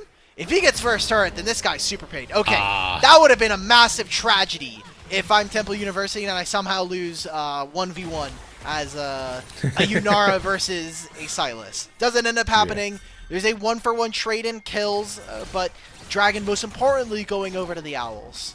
Yeah, he's also taking away York's ultimate here too, which means he can send out the Maiden to continue to push forward in this lane as well. Very useful, guys. Yeah, it's good. Look, see, look, he's already done like 1/16 of the health, and he got distracted. Okay, I don't think unlucky. that's the 16th. That doesn't look like 32? 16th. You need to bump the number lower. we need to go up in the fraction. I think this is probably like this looks like 1/6. Maybe it's 1/8. I don't know. Well, we have a Herald. That's going to be taken by Temple, and that should just be feats of strength. Yeah, he actually followed up to get and sail in on the target, but healing keeps him out, so no CC to land, and they walk out of this. This is fine. I'm okay with this trade. Like, from Waterloo's perspective, they want to slow the game down. Again, 2-3 item Jinx is where their bread is going to get buttered. Herald's going to get dropped. Sion is still scaling in this game, and he's going to get a full turret for himself on the bottom side. It is all about short-term gains for long-term advantages here. Temple University will continue their siege on the mid lane. Yeah, this is rough as well too, and the Rift Herald also get a second charge here too, so they'll be able to see locked on the tower, sail in, looking for a target to block down, and exactly the one they wanted to, right on the ADC, but not enough follow-ups there. A bunch of flashes at both sides, and now Jinx is excited to land more charm landing. Not enough follow-up here from the other end, and the turnaround is massive as Lambo completely shuts down the Jinx, but an aggro sim with alongside the charms and the webs shut down UW. We're going to game 3. What is Icy doing, man? That was your play to win. Maybe the light got a little too bright. We were thinking we could really win this fight, but you don't need to walk forward into an Ahri. Take your free kill versus the Elise. That gets Temple back into this fight, even if that was them trading for 2 turrets and even just more plays. I mean, you got the flash and the barrier out from Ices. I think that is probably the most important spells you can have if you are Temple University. You already have the Dragon. You were able to trade. This is Sion now, who is very strong. While all of this was happening, he is in the bottom lane. He takes 2 turrets by himself and has already completed his second item. This Sion now needs to pay it back to his team. Show up for the next objective fight. Whether or not that is going to be the Dragon spawning in a minute and a half, or the Otacon that's going to be up in 2.5 minutes. Yeah, exactly. The Otacon was where a very crucial fight happened last time, where UW was able to completely turn it around and find almost 3 picks back to back and just eliminate Temple the chances of the game. But here right now, Temple have it all. And there goes Scorpion using the ultimate right up top lane to just push down Chung. His flash was used early, so not able to take this turret, but Lambo is around scouting to see if they could possibly get the dive down onto Scorpion. Please. This is just for the turret. Like, this is all we care about. We're sending 4 people. Yeah. There's no objective to take. I think this is fine. He just flashes over the wall. Yeah, doesn't want to give up his life, so leaves the turret alone. Smart choice. Knows that Psycho is in the area. It's kind of hard for Icy without much retribution. Seems like they're trying to find Misclick King. Guess the ultimate as well. Both chances of Spirit Rush here too. Not enough. Misclick Cling. Both trades of ultimate on both sides, and he manages to get out. Cool. The Ahri ult is much shorter of a cooldown than the Silas Hijack. Yeah. And forces more members of Temple to reset. All in all, I think, well, in gold advantage trade for Temple, you're thinking about a jungle camp that was stolen, got red, got most of these Raptors, ends up losing the big Raptor to Lambo. What I want to see from Waterloo is let's just escort our AD carry, because we have no turrets in mid lane, and with how our team comp has really functioned, where we're putting a lot of pressure on Saolin to win these games, I want to see them kind of escort him, because he's really the only way that they... No, he's just, it's like, here's... Oh, no, and he gets the hook down as well, too. Peaches is not going to get out of there. Aggressin next target, but luckily he can bounce over the wall, leaving Ice alone. That's Dragon gone. For sure.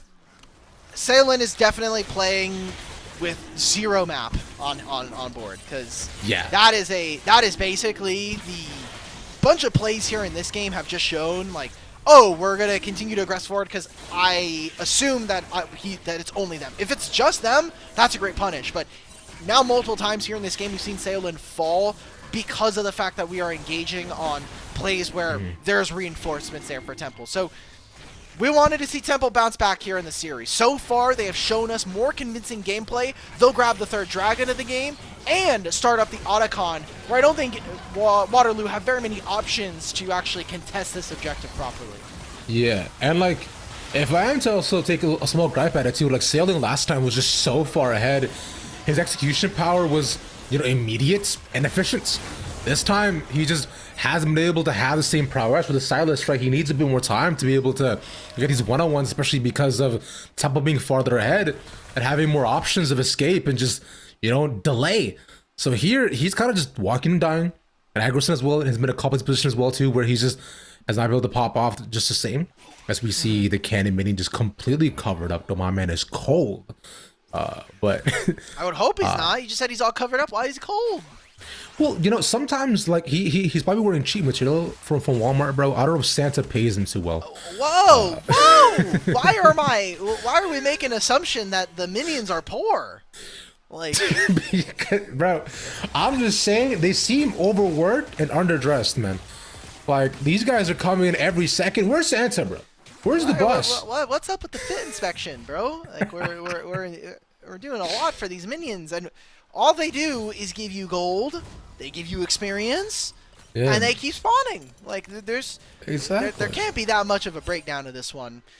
I don't know. I feel like we're doing a lot for these minions. That just these are humble minions. These guys show up, and they very consistent, by the way. Show up every minute.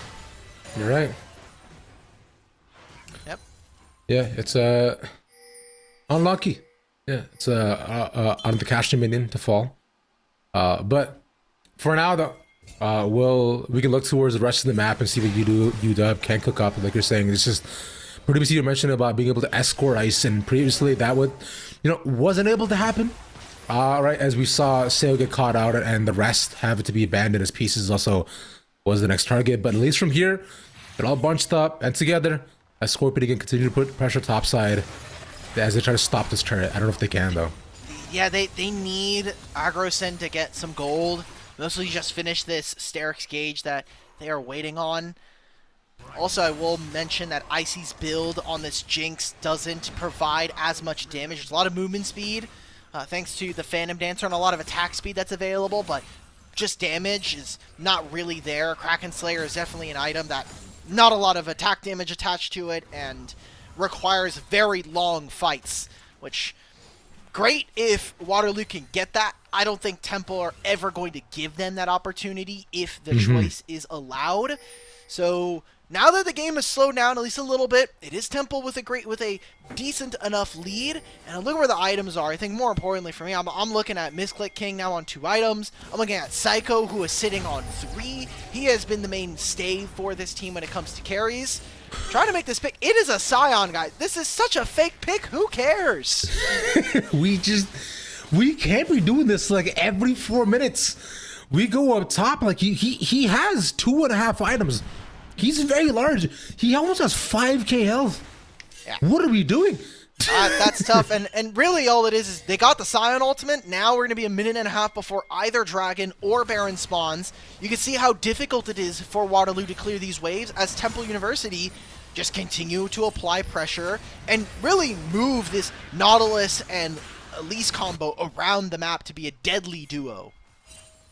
Yeah, as we've seen before, Lambo has been instrumental in landing web after web, just crucial amounts of CC layered over with Misclick King to get Ices before, to get Agrosin, to pick off Sailing a multitude of times. So he's been putting in work, and as the game goes on, he kind of will become a CC bot. But that's not just yet. There's still enough AP to at least make a difference. Nonetheless, as we set up around this third dragon is being there for Temple, and another 30 seconds. I mean, sure, Scion is still very dangerous. We'll see if he can join the next fight. Icy is top lane, and so is Rek'Sai. So are we going to make a play on the Chungus here? I mean, we could. He misses the ultimate, though, and there is one, so allow Ices to take it. But you saw there for the moment that as long as Maiden is alive, Scion will not win that fight. But a distraction nonetheless, and a pick given over. Sayo will have to give away this bot tier too. Wait, no, wave runs out. He survives. So it lives. It lives for now. Dragon spawns, and there was no immediate reaction. This was actually a pretty good choice from Waterloo. Chungus will respawn in 20. He'll be able to TP for this play, but it's complete darkness that they're going to have to walk into. Dragon is started, and remember, there are all flashes available for both sides, so this really needs to be a fight where we see Temple go all out. They're just giving this. They want to see if they can catch someone. I mean, if they're going to catch someone, there's going to be, you know, Scorpion naturally being the Scion, but Dragon taking over. He is quite tanky, so his health under is just so low, so I can try to finish him off. No ultimate there just yet, but having these flash to get out of there. They're trying to chase this down if they can. Oh! With the wall. He's just dead. Gets caught out. One more that has to go in. Front of the pick potentially too, but they're not to overextend this. UW trying to find one after the next, but they give away the jungle here as well. It's a 1-for-1. That should be the end. That was an incredible pick there from Seolin. Uses the abscond of Duck, puts him in range, and catches Misclick King mid-air over the wall. Turns into a 1-for-1 like you had mentioned. More importantly for me, I'm looking Waterloo pick up the Dragon. Now they're going to get a mid-tier 1 while this happens. So much gold goes over back into their favor. And for Temple, they are so focused on this instant pick strategy. Somehow Chungus gets a 1v1. Maybe Scorpion never ended up recalling. So they'll get a turret there. But they still have so much work they need to be able to get through this game. And I think giving over both of these Dragons is really punishing them. This could have been them on Soul Point and looking to pressure Waterloo out of this game. Yeah, this would have been big as well too. But nonetheless, at least small moments to breathe for you, Waterloo, as they get something back in this game and at least open up the map a little bit more here as well. But for now, though, you know, we can look now on Temples and as well to stay how they continue to punish what UW has done to them. Right, Baron was an early target as UW, but they were just so far ahead at this point of the game where it just was the easiest target. But Aggro though, they're being converged upon a sandwich between the two of them. It's Ice onto Ravioli to try to get that one pick. Meanwhile, Aggro tries to get away, and that's a shutdown given over to Seolin. They want to keep on going, but he overextends. Can they find one more though? No, they're a bit too late as they jump over the wall. But like, why? Seolin, that could have just been your pick. Just be happy with one pick and call it a night. Chungus is still splitting on the opposite side of the map. Psycho and the rest of Temple University are going to move themselves into the mid lane, look to use this as priority and pressure to go into the top side jungle of Waterloo, get down vision, and set up for that Baron that is still up on the cards. Chungus can be very difficult to deal with on the side lane though, so we'll have to see. Remember, this is not the team that has 3 grubs. Icy. He's dead? Yeah. It's huge shutdown from IC as well too, but again, with not Aggro going forward, nice! To find one more. Misclick King up next. The Zodi's delay. The actual switch targets to get one more. Another shutdown given over, and the Q doesn't land. It's not enough damage. Huge picks over. The final one go over to pieces, and they're on Baron. That's a massive mistake coming in from Temple. 3 of their members going down. Ravioli's in the area, but I don't think it's going to matter. Melio will be there to give them all the healing and shielding they require. Waterloo have just found the Baron and 3 important picks. They're going to hold them over into that Dragon spawning in 2. And that was just all started from Lambo being a bit too far ahead. He walked into Chompers, kind of overestimating how much his survivability was likely, and leaving they them to more? fall. They want more. This is crazy. Oh, the W match is stopping too, but it's going to be a Ravioli next, and there's the passive once more. At least Maiden will fall to decently long cooldown at this point, but from here, Chungus can't do anything to stop this. They're going to get even more. Yeah. But actually open the base.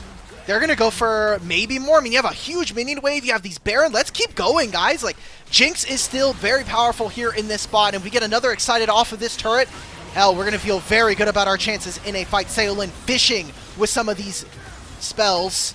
Good damage going down on the Misclick King. And in one single mistake, an overreach from Lambo has put this entire game into jeopardy as the Warriors now crawl up to a 3,000 gold lead. And with this Baron, we're getting a teleport flank from NECC. You're a little too late, buddy.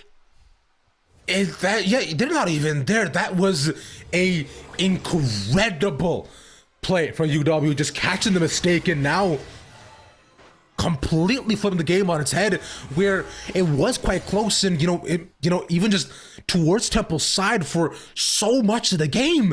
The University of Waterloo, take it over. Now it's Baron here too. They open up mid. They're looking to get waves back into control as top lane is pushing into them here, so they're gonna have to flip that back. But from here, it's Dragon in 20 seconds and another 5v5. Yeah, look at where Temple is right now. They know we don't have to fight for this Dragon. Let's go on the side lanes. Let's open up a little bit more. Let's give champions like this Yorick more space to breathe. And when they have to walk in a fog of war, that's when we are strongest as the Owls. They're going to catch this wave. They'll fix mid. Silas is going to push on bottom lane. Dragon not at all contested right now by either team, and is one that doesn't really, I think, change the immediate futures, right? All it is a third Dragon on either side. It's Soul Point, but it isn't quite yet that powerful buff. For right now, we need to see both teams take a breath. We've seen a lot of mistakes from Waterloo in both games, even if they did win that game number 1. Seolin getting constantly caught out. I think Chungus has had much more impact this time around on the Yorick, but you're going to be split pushing a lot of the time. Your team fight impact isn't going to be the same as a Scion's. So you see them, and even if they win this game, right, for Temple, what I want to talk about here is, even if they win this game number 2, they still have to win a game number 3. And I think the level of play they've shown across the board has been a little bit shaky and kind of gives me more confidence and makes me feel safer about looking at Waterloo as being in the driver's seat for this game. It's hard, right? Because we've seen, and we talked about the bright spots from Temple in the previous games. We talked about how Psycho was able to, be able to get picks after picks and show his mechanical prowess at certain times, as we see. Ooh, a beautiful color display here on the Christmas Rift here. We're back right into finals with Ravioli. First of Tarky, but Seolin again, and overextension and getting caught. And this might be what Temple needed exactly. A 4v5. AgroSim still not online, has to flash away. And Icy has not gotten anything at all. He gets one, but that's one and done. No pop-up moments here, and they just get caught. 3 down, and they're going for all 5. There's no ability, nothing for them to really play for right now. Baron doesn't spawn for another 2. They'll take the kill onto Scorpion. Those will be good kills. He teleports out of this play. Does Melio also get out? No. Pieces will end up paying the price. Another kill now going over to Lambo. But again, Seolin, we don't need a Rabadons this game. We need a Zonias. The Zonias is done now. So I need to see these perfect gold stasis come on through, because he is just getting caught pick after pick. They thought they could turn on to Ravioli thanks to having the Aftershock alongside the Redemption, and the Locket ends up living long enough that shutdown or the getting excited for the Jinx never goes off. Why are we looking for a fight that deep? Let's make sure that Icy is in range and that we are playing with the correct pieces around us when we look for fights like this. Yeah, he's playing this as if he's still playing Aurora last game. You were able to get isolations last time, but brother, you were in the open and 5. We've got to evaluate our choices. That was just a great stun also from Lambo. Lambo landing off of Vision Cocoon makes that play possible, puts the crowd control down onto Seolin. Agreed. Ravish, we're now at a really interesting precipice. This game has been, again, very close between our two teams. It has been, I think, Waterloo getting more out of the advantages that we have seen from them. But Temple, whether it's Psycho in these team fights, Misclick King having a much better time here on this Ahri, or even Chungus having those big moments, I think we are seeing that Temple are able to fight back, but it always feels, in both of these teams really, 1 step forward, 2 steps back. We're doing good progress, and then we have that big misplay around the bottom side where 3 of us get caught out and potentially lose our inhibitor after the Baron. For Temple, it's cool, or for Waterloo, it's cool. We won a big team fight, and now Seolin gets caught again in the middle of a fight. Yeah, essentially, it's just a game of who can make the worst mistake that we can punish the most. And previously, you Waterloo has shown a propensity to, find more off of that, but currently, with plays like this, they're now just slowly withering away in this game. Although it's not truly lost just completely, but with now Baron being up, this is what Temple needs to ensure that they can maintain this lead once and for all. Nobody's in the area. This might just be an Icy's Ultimate Steel Super Mega Death Rocket. Not quite on the way. Gets the execute. That's a huge steal for the Warriors. Bottom lane, we're seeing Chungus continue to split, but even with them taking the Baron, it might just be a pity price for them. 50 seconds before their Mountain Soul, their Hextech Soul is up. I mean, they're trying to get down Chungus, but it'll take a decent bit. Meanwhile, you know, Lambo is also here, so he's delayed long enough for the rest of the team to make it. Actually, he's delayed by himself, and he takes the Nautilus ultimate, but has to give it the flash for it, though, as he mentioned. Oh, no, Chungus! The top laner. Finally, he falls, but it's just one as the rest of the team gets out. You say it's just one 30-second sail and do not get caught out here. He has the Zonias and still has the Nautilus ultimate. They're going to look to push on this next wave and move into the Dragon. Scuttle is taken by Temple, which gives them good clarity and be able to control. Instead, it looks like Waterloo, they want to try to push for the end? I mean, you're going to go for one more objective. You're going to look for an inhibitor tower here. Chungus respawns in 30. Yeah, so at least on a 4v5 base defense, so they're trying to make sure that they don't give up another base tower and inhibitor here either, but they want to continue to try to fight this. No! Oh, no! All right. Stay in anticipation for what might happen. Pray. This is such a tough spot because that tower is going to fall. Jinx is going to get excited. And everything after that is make or break for the game. If a single member of Temple die, that could just be their soul gone. And immediately, it's just done for. Yeah, that fight is going to depend a lot on is Ice Ice going to be able to survive or get caught by Lambo and alongside the Arya once again? Or, you know, are they going to be able to tank enough or get enough of their carries where they just, you know, can stave off and hold their base down? So just positioning and luck are going to be what we're going to look forward to as soon as you get back in. Unfortunate bug, it is what it is, but we'll wait with bated breath and open heart for what might happen in this game. Pray. I'm praying because this is such a close series. A best of 3 here in our upper finals. Winner will go on to play on December 5th, hopefully. Looks like we're going to get to a short break while we hopefully get all of this resolved. Again, sorry, folks at home. We want to make sure that we get the game and we get it as exciting as possible. Please stay tuned so we can continue our series here between Temple Esports and Warriors Gold.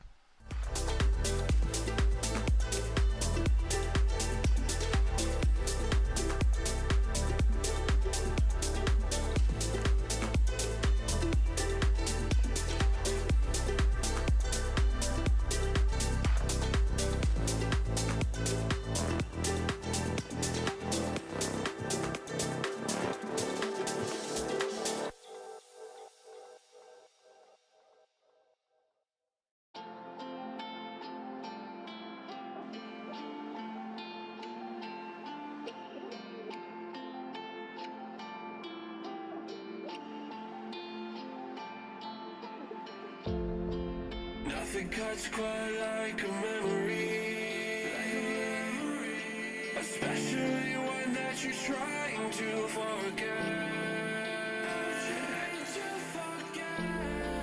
But I can't find the energy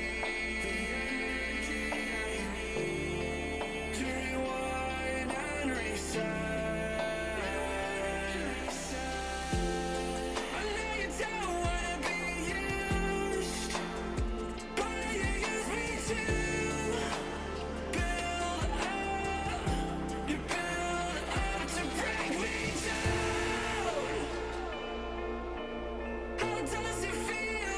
How does it feel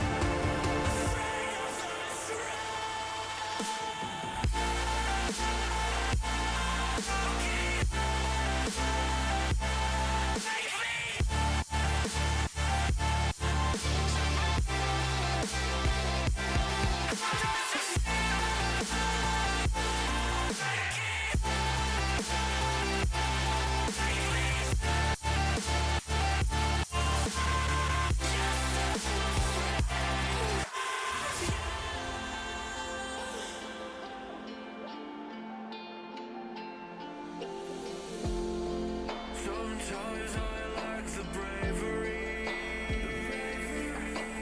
'cause I know I fear the end. One day we'll see a victory. Carry on until the sun will set. So break me down. How does it feel? How does it feel to knock me around? Oh, I'll make a sound. Oh, I'll make a sound until I hit the ground.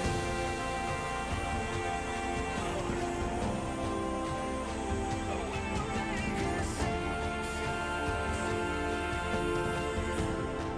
So don't shoot me down.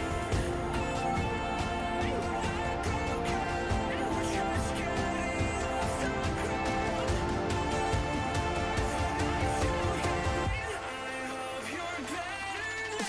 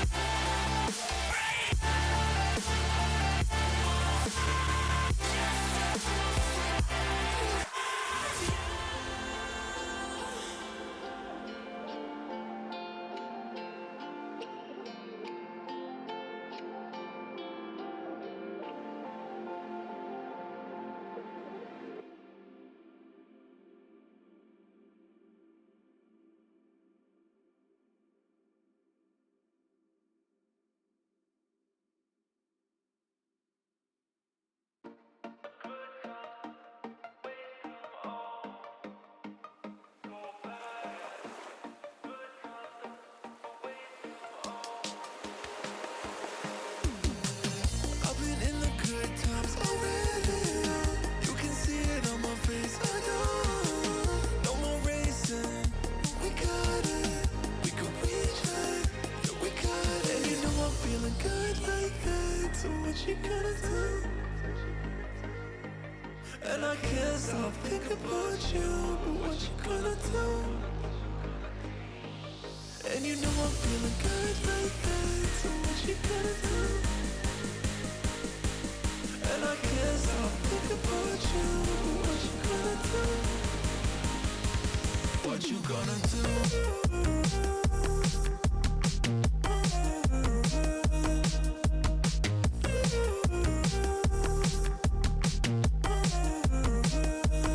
What you gonna do?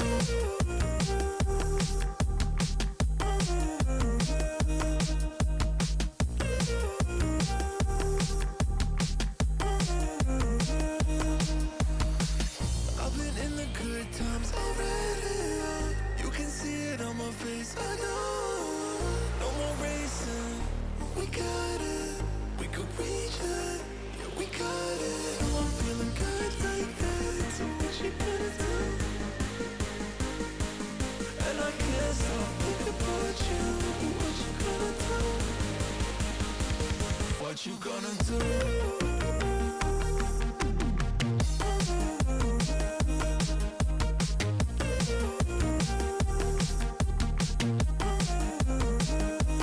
What you gonna do?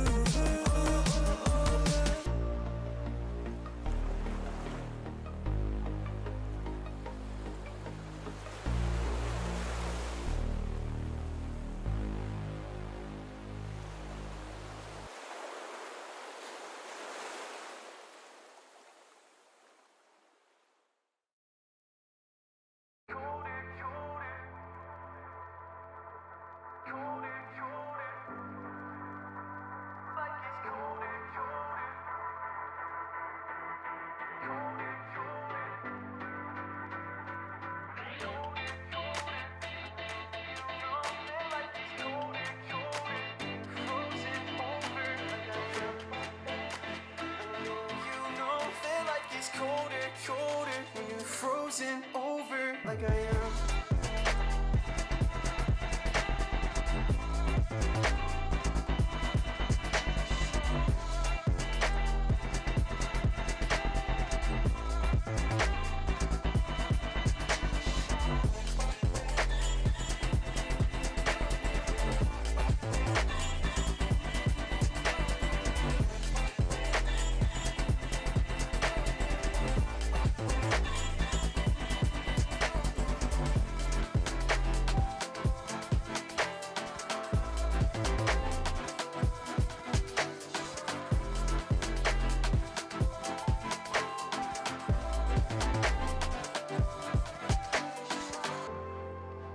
Well, I know you know that like it's colder, colder when I'm. And we're back. Incredible, sensational, stupendous. We just saw a bot lane push coming out from UW to go right towards the base of Temple University. Here we go. This is the part that we kind of left off on before the bug. There's a huge turret, and this Jinx with 4 items now gets excited.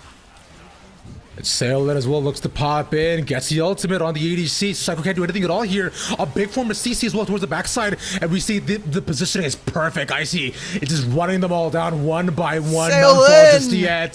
There goes Psycho as Surdu hopes and dreams of Temple. They all get run down. One fall, and of course it's Sailin to take it away. But maybe Chungus can save them, but I say that's too much help.